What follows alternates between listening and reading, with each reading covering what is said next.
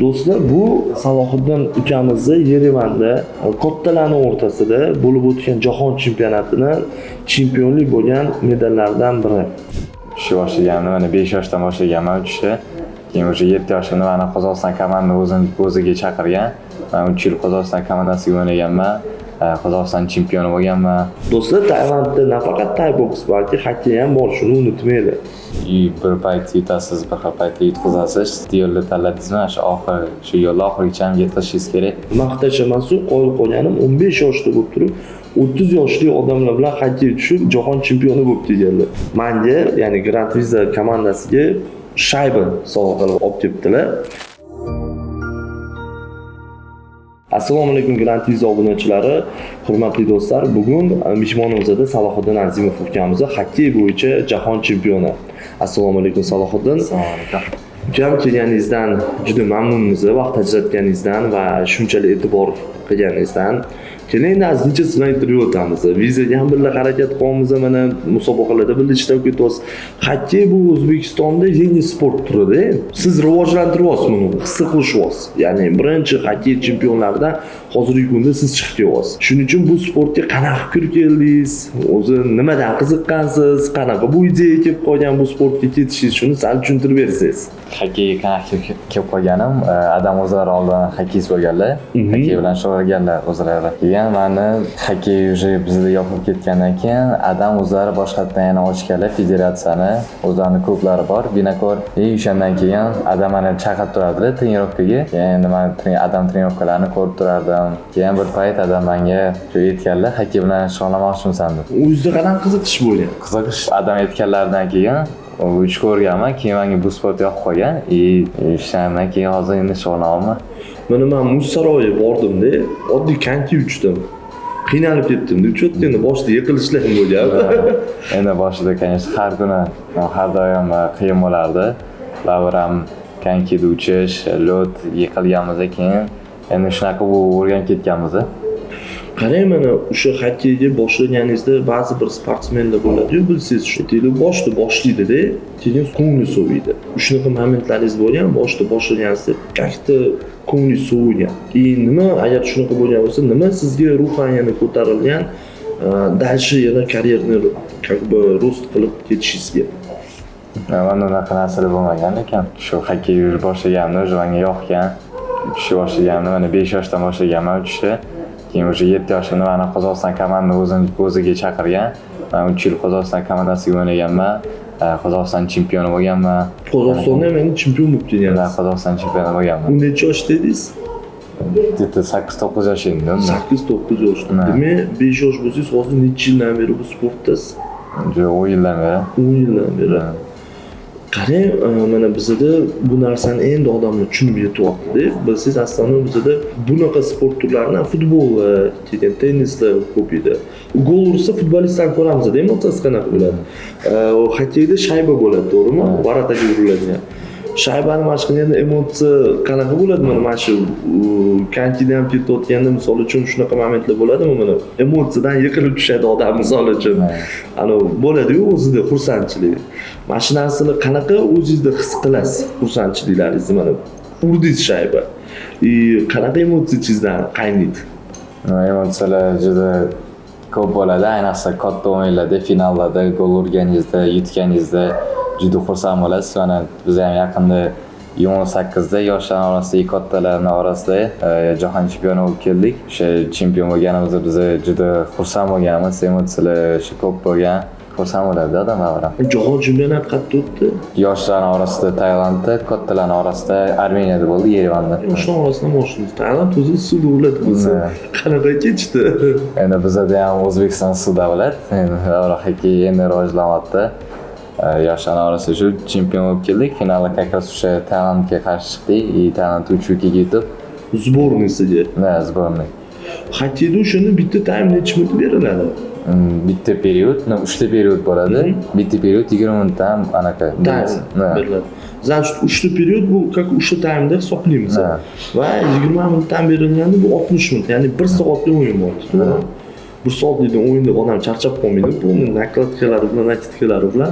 Xokkeyda bitta o'zingiz endi 1 soat yugurib yurmaysiz. Endi baribir bizda sostavlar bo'ladi. Bitta sostavda, ya'ni pyaterka deyiladi xokkeyda. Bitta pyaterkada shu 5 ta odam bo'ladi. O'sha pyaterkalardan 3 ta 4 ta bo'ladi. Endi hamma komandada har xil. O'shanda har bir pyaterka 30-40 sekundda o'ynash kerak. Mana shundan keyin o'sha zamena bo'lishi kerak. Ondan 30-40 sekunddan keyin charchab qolasiz. Charchab qolib kuchingiz yo'q bo'ladi. Qarang, Salohiddin ukam, yana bitta narsa so'rayman. Mana shu lotda yurasiz, mana shu 5 ta litrsiz. Travmani ham qattiq bo'lsa kerak yiqilganda. Chunki men o'zimda his qildim, uchayotganimda baribir bilib uchmasangiz, chunki lot qattiq-ku. Travma vaqtlaringiz, misol uchun nimalarni mana maslahat berasiz, to'g'ri, travmatsiya qilmasligi uchun. Endi to'g'ri, hamma aytadi, o'rganish kerak. Avvalambor o'zida odam qanaqa kontrol qilish kerak. Mana men xokkeyga borganimda, to есть konki uchgani borganimda vesini kontrol qildida. Ya'ni menga bu juda qiyin bo'ldi. Ya'ni ves katta odamga qiyin bo'lar ekan. Misol uchun siz qanaqa maslahat berasiz professional sifatida, чтобы как любитель sifatida borib odam хотя бы konki uchib kelish uchun, чтобы уравновесиeni qanaqa ushlash mumkin. Nimada shug'ullansa bo'ladi. Ko'p uchib endi o'rganish kerak. Atak o'zi hamma birinchi kelganda sразу uchib keta olmaydi. Qanaqadir o'zini narsalari bor. Lotda o'shani uchab, или boltlarni uchib hamma o'rganadi.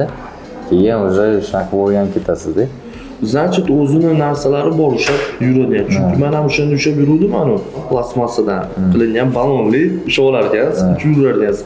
Lekin yosh bolalar uchishini ko'rdim, o'zim mana hijolat bo'lib ketdim. Chunki o'sha aylanib yuribdi, mamlakatlariga turkli qilib berishyapti. O'shanga havasim keldi meni ham. Rostdan, lekin hamma tushudi, что lotdicha sovuq bo'ladi-da, unaqa sovuq emas ekan. Men ham bir o'yladim, kirsam endi bizda bilasiz, yoshlikdarimizda xokkeyda misol uchun men bormaganman. Endi Lujinoy poli bu men uchun sovuq bo'lsa kerak, kakano Arktikada tasavvur qildim-da. Shunchalarga kirsam temperatura o'sha berishar ekan. Endi mana savol, искусственный lёд bor, haqiqiy lёd bor. Haqiqiy lёdda ham o'ynaganmisiz hech o'yin? Haqiqiy lёd qanaqa? Bizda Xumoriyada ham, u yerda ham haqiqiy lёd. Haqiqiy lёd, to'g'ri. No, mana bir xilda искусственный berishar, no mana o'zini loti ham bo'ladi, mana turli Arktikada o'ladi, prям ustida uchishadi. Buni mashnaqa sifatida deyman. Ikkinchi bo'yi ham приrodный joyda ham. Приrodный joylarda da bo'lgan, ko'p marta. Endi u yerda o'zim uchib yurganman, unaqa xokkey, unaqa искусственный lotda o'ynab bo'lmaydi, chunki u yerda bizda baribir konkida tormoz qilamiz ham. O'shanda qor ko'payib ketadi искусственный lotda. Rostakasimda unaqa qor ko'p bo'lmaydi. Ya'ni balansirovkani o'sha beradi. Значит, maslahatingiz искусственный lotda uchmaylar, xokkey to'ysa o'ynamaylar. Ya'ni shuning uchun do'stlar bu nimaga ketdi? Chunki qor ko'payib ketsa, keyin men hozir aytgan narsamni meni ko'rishmasin, что men yana qorga borib professional odam bilmasa, yaxshisinib tushib ketishida mumkin. Shu ham bor. Endi qarang, jahon chempionati mana Tailandda bo'libsiz. Yutganingizda qanaqa emotsiya bo'ldi? Mana necha yil mashinaga tayyorlandingiz?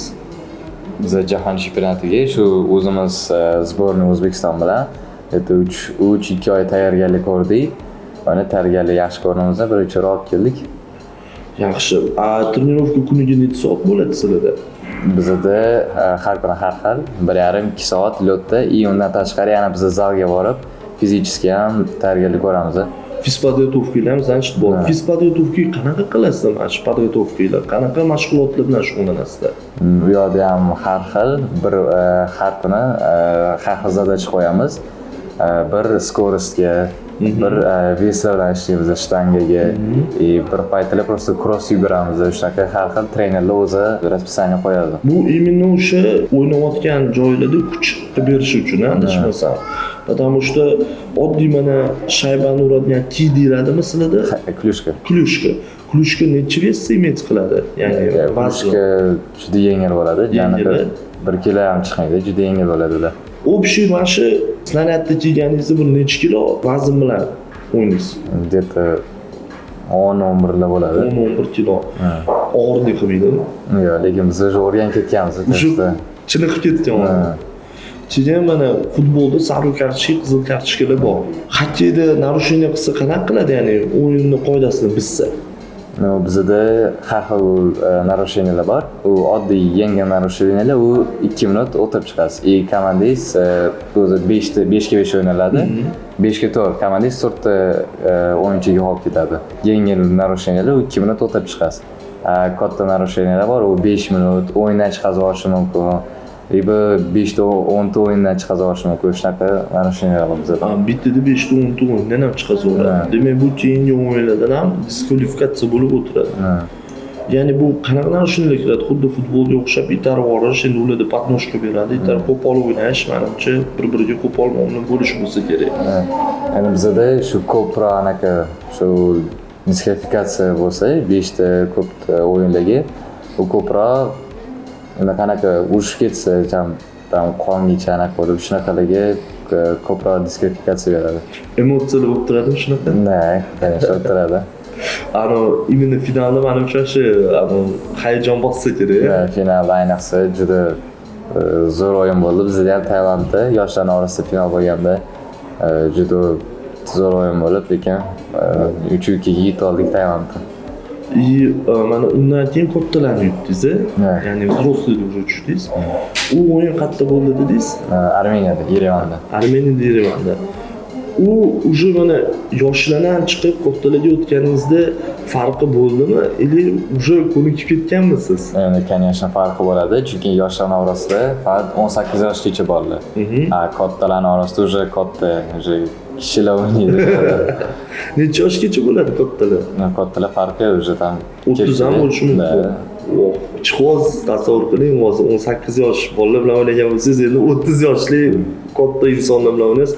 Qanaqa o'yladingiz uni? Ichingizdan nima o'tdi? Men o'zim turnirga ketayotganini bilib turdim, to'shda u yoqda уже 18 yoshli, ya'ni детский xokkey emas, u yoqda уже взрослый hamma narsa. Ba'zan bizda endi ko'proq itarishamiz, shunaqa ana o'sha aytganda kontakt sportda bizda ham. Ba'zan endi qiyin bo'ladi, katta endi kishilik kelib mana itarsa, men hali 15 yoshli bolaman. Ba'zan endi qiyin bo'ladi. O'zingizga nima ishonch bildirdi o'shanda?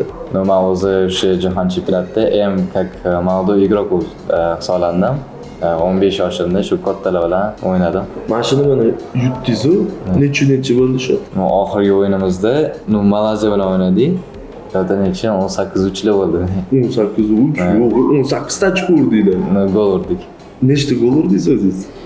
O'zim общий turnirdami? Da. 7 ta gol va 6 ta pas berdim.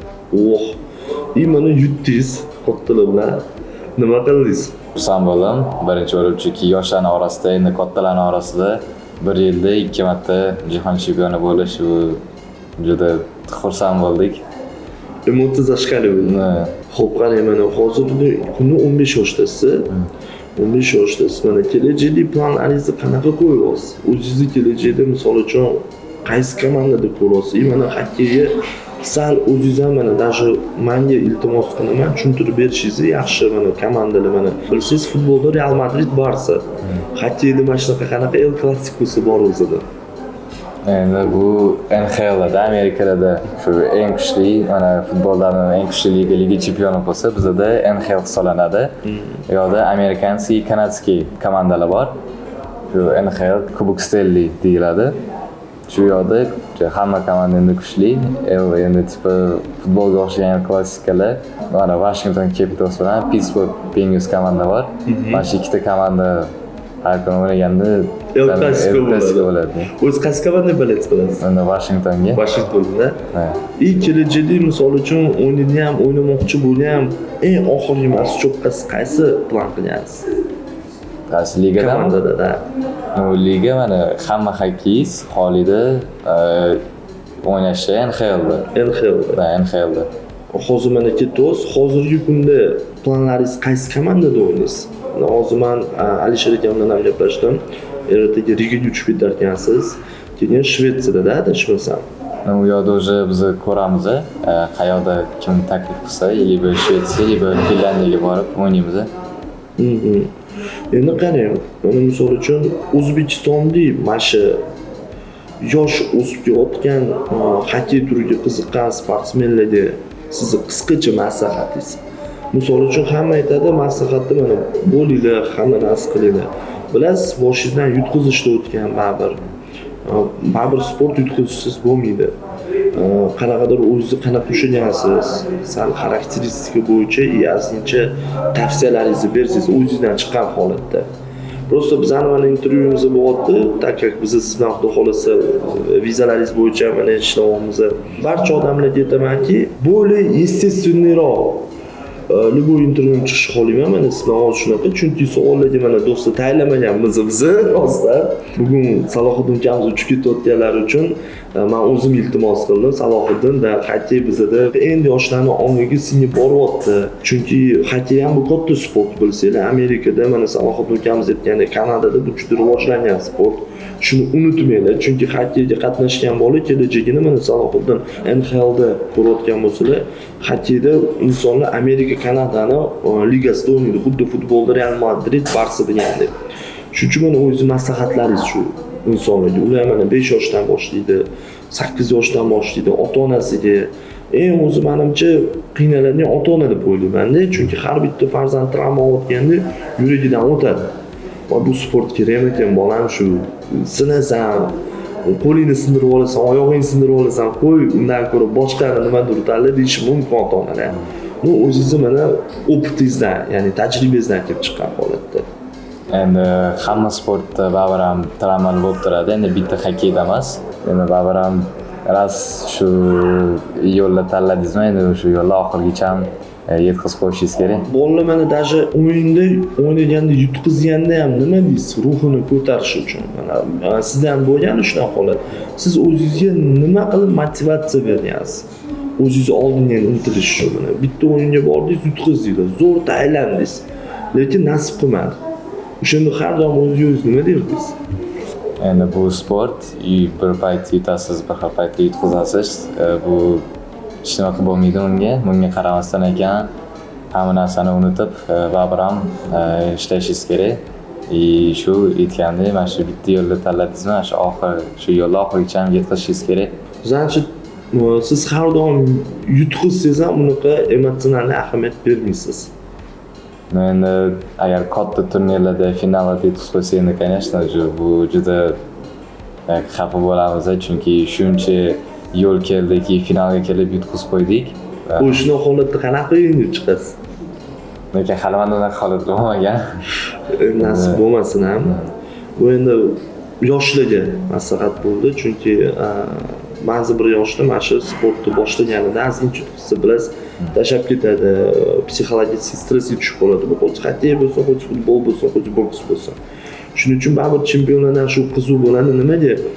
Mana shu hozir sizning intervyungizni ko'rib, ukam Salohiddin ko'p bizani mana shu nafaqat xokkey, boshqa turli sportsmenlar ham mana shu boshlanayotgan, ya'ni lyubitelskiy boshlayotgan, o'ziga o'zi fikr oladi-da.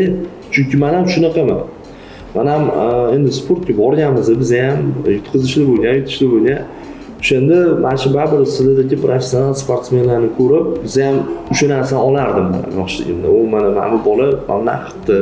Demak, menda ham mana shu bo'lish kerak. Chunki ruhan tushasiz baribir. Ruhni ko'tarish kerak.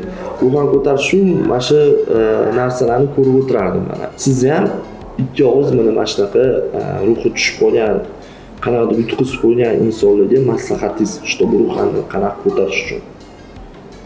Bu aytganimdek sport, hamma narsa o'tiradi, bir paytda yutasiz, bir paytda yutqizasiz. Lekin baribir ham bunga qaramasdan endi oldinga qarashingiz kerak. Bu уже прошлое забыто, unutdan chiqadi. O'tdi. Endi shunaqa bo'lish kerak ekan. Lekin unga qaramasdan baribir ham ishlashingiz kerak. Baribir ham o'zingizni nad собой надо работать и hammasi oldinda. Ya'ni bu bitta aytganda opit menimcha. Ya'ni opit oshadi, boshqa keyin bu xatoni уже qilmaysiz. Bu o'shanga qarab tayyorlanasiz. Xokkeydan tayyorlanayotganda o'zingizni raqib komandalaringizni o'yinini ko'rasizmi hech? Da, biz trener o'zi chaqiradi, komandani yig'ib, shu protivniklarning o'yinini qanaqa o'ynaydi, ularda qanaqa taktika, qanaqa sxema bo'yicha o'ynaydi, o'sha hammasini разбирать qilib, keyin ularga qarshi уже bilasizda nima qilishini, ana o'yinchi nima qiladi, qanaqa taktika, qanaqa ular zonaga kiradi, shu hamma narsani ko'rib, разбирать qilib o'tiramiz biz komanda bilan. Ustozlar bilan shug'ullanasiz. Otangizlar ham o'zi ustozingizlar.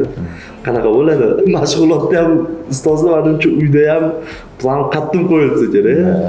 Endi biz faqat shu xokkey arenasida emas, даже uyda kelganimizda ham xokkey bo'yicha gaplashamiz. Qolgan NHLda o'yinlarni ko'ramiz. Shu o'yinchilarni, ular qanaqa gol urishadi, qanaqa ular o'yinda o'ynaydi. Shu uyda ham ko'rib o'tiramiz mana shularni. Demak, uyda ham xokkey anaqa. Demak, bu bilan bir narsani tushunib yetdimki, menimcha agar adashmasam, farzand sportga qiziqsa, demak ota-ona ham o'sha sportga, endi mana siz otangizlar ustozlar, ya'ni O'zbekiston terma jamoasining eng katta murabbiylari. Demak, endi boshqa insonlar ham shu sport sohasida bo'lmasa ham uni farzandiga baribir qiziqish kerak ekanda. Xuddi o'zini как boksga bersa boks, xokkeyga bersa xokkey tushunib yetish kerak ekan, menimcha. Chunki o'tdan qilsa professionalizm oshadi. Xudo xolasa endi qanchaga ketyapsiz Yevropaga? Men hozir Rigaga ketyapman. U yerda o'zini Riga Cup degan turnir bor. O'sha yerda bir hafta 10 kun o'ynab, keyin qaytamiz, keyin yo'lda o'sha ko'ramiz, qaysi komandada o'ynayman keyingi sezon. Adaptatsiya qilishingiz qiyin bo'lmaydimi?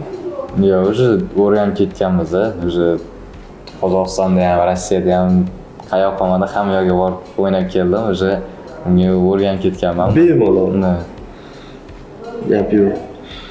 Salohiddin, xudo xolasa medallaringizni ko'ryapman. Mana shu bitta medalga men rostini aytaman, bu yerda qancha mashaqqat, qancha harakat turibdi-da. Mana bu adashmasam Yerevan-a. Do'stlar, bu Salohiddin ukamizni Yerevanda kattalarning o'rtasida bo'lib o'tgan jahon chempionatini chempionlik bo'lgan medallardan biri. Mana shu medalni taqishga ham ancha mashaqqat ketadi. O'zbekiston gimni bo'lib medal taqishayotganda boshqacha bo'lsa kerak. Endi boshqacha. Mana bu narsalarni biz arslaymiz, chunki nimaga bu mana shu yetishadi-yu, hamma harakat qilasizlar. Gap medalda emas. Gap mana shu mehnatni olishda, emotsiyada. Men o'ylaymanki, sababi ham aytadi. Medal bu bitta o'zingizni o'sha narsani muhrlab qo'yishingiz uchun narsa. No eng g'alati o'tdi emotsiyani, shu yutgan vaqtingiz men uchun $1 million ham bosib bera olmasa kerak. Xo'p, bu endi menimcha adashmasam Tailandda. Do'stlar, Tailandda nafaqat Thai boks, balki xokkey ham bor, shuni unutmaylik. Mana O'zbekiston chempionimiz Tailandga borib, bu juniorlar orasida. Bu 18 yoshgacha bolalar. 18 yoshgacha bo'lgan joyda shu medalni qo'lga kiritibdilar. Avvalambor hammaga nasib qilsin. Bu ukamizni yo'lini berish. 15 yoshda bo'lib turib, men maqtash emas-u, qoyil qolganim 15 yoshda bo'lib turib, 30 yoshli odamlar bilan xokkey tushib, jahon chempioni bo'lib kelganlar. Ta'rifga til ojiz, do'stlar. Mana ko'rsanglar bo'ladi. Salohiddin, ob-havo almashtirishdan ham qiynalmayapsizmi? Tailandda so'roq, O'zbekiston sovuqroq. Rigada men oxirgi marta bo'ldim, Riga salqinroq. Men kelayotgan vaqtim bir oycha bo'lib qoldi. Men hozir o'ylashim bo'yicha уже kun tashlagan. Yevropada o'zingiz yaxshi ko'rgan davlatingiz? Yevropada jana ko'p joylarda bo'lmadim, lekin endi menga ko'proq yoqqani u Shvetsiya bo'ldi. Shvetsiya. Nimalari imminni? O'zi shahari Stokgolm chiroyli ekan, poytaxti. Odamlar ham yaxshi, yaxshi gapirib, qizg'in emas odamlari. Qizg'in emas. Ya'ni jahldor emas. Jahldor emas, hammasi kulishib, hammasini tushuntirib gapiradi. U yerda qaysi tilda gaplashdingiz? Inglizchada. Demak, ingliz tilini bemalol bilasiz. Ja bemalol emas, lekin o'rgandim. Yaxshi. Endi ozgincha o'zingizni hayot tartibingiz bilan tanishtirib bersangiz, mana rejimingiz qanaqa, sizning kun tartibingiz? Endi meni rejimim почти har kuni bir xil. Shu ertalab turamiz, trenirovka, shu trenirovkadan kelib, ozgincha dam olib, ovqatlanib, keyin уже kechqurun ikkinchi trenirovkamiz bo'ladi. Shu borib, shunaqa kun o'tadi. Qani, necha soat uyqu bo'ladi sizda? Uyqu где-то 8-9 soatda bo'ladi. Как normativ 8-9 soat bo'lishi kerak. Ertalab nechidan mashg'ulotingiz boshlanadi? Bizda shu 9larda turib, уже 11-10:30larda уже arenada bo'lib boshlanadi. Bir kunda necha soat mashg'ulotga ketadi? Bu ham har xil, chunki bir xil paytlar kamroq bo'lishi mumkin, bir xil paytlar, например, zalda trenirovka atmay bo'lishi mumkin. atak shu lotda 2 soat, zalda 1 soat bo'lsa, это 4 soatli trenovka bo'ladi. 4 soatda общий bir kunda ketadi. Va shu 4 soat bo'lganda bu har kuni davom etadi, to'g'rimi? Demak, chempion bo'lish oson emas ekan. 4 soatda zalda bu как бы sizda endi arenada bo'lish, boshqalarda zalda bo'lish bu ham oson narsa emas. Endi men avvalambor do'stlar, hamma qiziqadi, baribir xokkeydan necha pul topib, men buni Salohiddindan so'ramayman, chunki bu unaqa intervyu emas. Xudo xolasa kelajakda planlaringiz qanaqa, necha yoshda uylanmoqchisiz? Uni endi bilmayman. Bilmaysiz. Hozir 60 yillar bor? Yo'q. Так что ko'rdinglar, zametga yopib qo'yasiz. Shuni aytib o'tishim mumkin lekin. Shuning uchun Xudo xolasa kelajakda o'yinlaringizga omad tilab qolaman. Rahmat. Ertaga yo'lingiz bexatar bo'lishini tilab qolaman va NHLga nasib o'tinglar. Inshaalloh. O'zbeklarimizni yuziga chiqdi, xokkey bo'yicha ham O'zbekiston nomini yuqori ko'tarishni nasib qilsin sizga bayroqlarimizni. Biz nuqul xursand bo'lamiz. Faqat bitta iltimos, har doim unda o'yiningizda aytib turasiz menga. Chunki men o'yiningizdan keyin ko'ryapman-da. Alisher aka bilan gaplashib turaman, ko'rib, qarab turaman. Endi bu yoqda balet qilib o'tiramiz biz ham. Что O'zbekistonda ham mana shularni primoy olib beradi. Adashmasam, bu saytga kirib ko'rsangiz bo'ladi. Onlayn ham kursi bo'ladi. Rahmat sizga shunchalik vaqt ajratganingiz uchun ham. Что chaqirganingizga. Siz ham salomat bo'ling, shunchalik e'tibor uchun va kelajakda hamisha omad. Rahmat. Va hech qachon to'xtalmang. Xudo xolasa endi safar Rigalarda borib yutuqlarga erishib kelganingizda yana bir o'tiramiz, shunga va'da berasiz. Va bugun Salohiddin ukamizni menga, ya'ni Grand Visa komandasiga shayba sovg'a qilib olib kelibdilar. Shunga faqat bir iltimos, endi o'zingiz qo'l qo'yib berasiz, chunki men uni olib qo'yaman. Bo'ldi.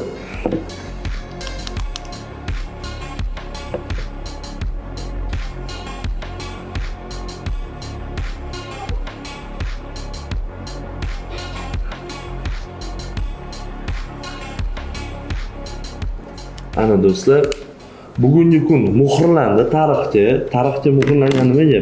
Xudo xolasa ertaga Salohiddin ukamizni NHLdan juda mashaqqatli kubokida o'ynayotganlarida mana shu narsaga qarab men eslayman yutganlarni. Mana Salohiddin ukamizni menga podarka qilib ketganlar deb. Bu kun mana tarixga Grand Visaga muhrlanib qoldi. Do'stlar, Salohiddin ukamizni hamma aytishi mumkin, Ibrohim aka jurnalist bo'ldingizmi deb. Yo'q, avvalambor men uzr so'rayman, chunki o'zim ham rus maktabida o'qiganman Salohiddin. Shuning uchun o'zbek tilini yaxshi bilaman. Ba'zi bir so'zlarni o'zimcha ruscha nutq aralashib qolganiga noto'g'ri tushunmaysizlar. Menimcha hozir hamma shu trendga ketyapti, shuning uchun tushuntirib qo'yaman. Salohiddin ukamiz bizda Grand Visa bilan birga ishlaydi. Ya'ni viza yordamlari bo'yicha xalqaro mana shu vizalarni to'g'irlash bo'limi bo'yicha biz mana shu yerda xizmat ko'rsatamiz. Buning uchun bizga ishongan Alisher akamga va Salohiddin akamizga tashakkur etib qolamiz Grand Visa komandasi nomidan va shunchalik mana bunaqa menga aytadi-yu e'tibor. Eng e'tibor uchun, shunchalik sovg'a uchun men ularga rahmat deb qolaman. Salohiddin akam, rahmat katta. Xudo xolasa NHLda o'ynaganingizda men mashinasiga kelishib NHLda shu katta musobaqasida chiqib, intriga vaqti bo'lganda men mashinaga qarasiz hamisha eslayman. Salohiddin ukam bo'ling deb. Mana shuning uchun do'stlar. Hammaga rahmat va bizani kuzatganlaringiz uchun tashakkur etamiz va bizning obunachilarimizga nima deb qolasiz? Avvalambor sizlarga katta rahmat. Mana shu intervyuga chaqirganingizga, shu viza bo'yicha qarashayotganingizga. Inshaalloh shu draft NHLda o'tganda Amerikada ham birga bo'lishni xohlayman, niyat qilaman. Shu bitta maqsad qo'ydinglarmi, shu maqsadda shu yo'lda oxirigacha borib yetkazinglar. Qani do'stlar, bu 15 yoshlarida o'zlariga shuncha yutuq erishgan, 30 yoshli katta erkaklar bilan o'ynab jahon chempioni bo'lgan chempionlarimizdan biri Salohiddin Azimovdan sizlarga bir motivatsiya edi. Albatta men ham bunga qo'shilaman. Salohiddin akam qo'ygan maqsadga hech qachon voz kechish kerak emas. Bu yutishlarimi avvalambor maqsad sari intilish. Shuning uchun do'stlar, hammaga rahmat e'tiboringiz uchun. Sizga ham tashakkur etamiz, shunchalik vaqt ajratib kelganingiz uchun.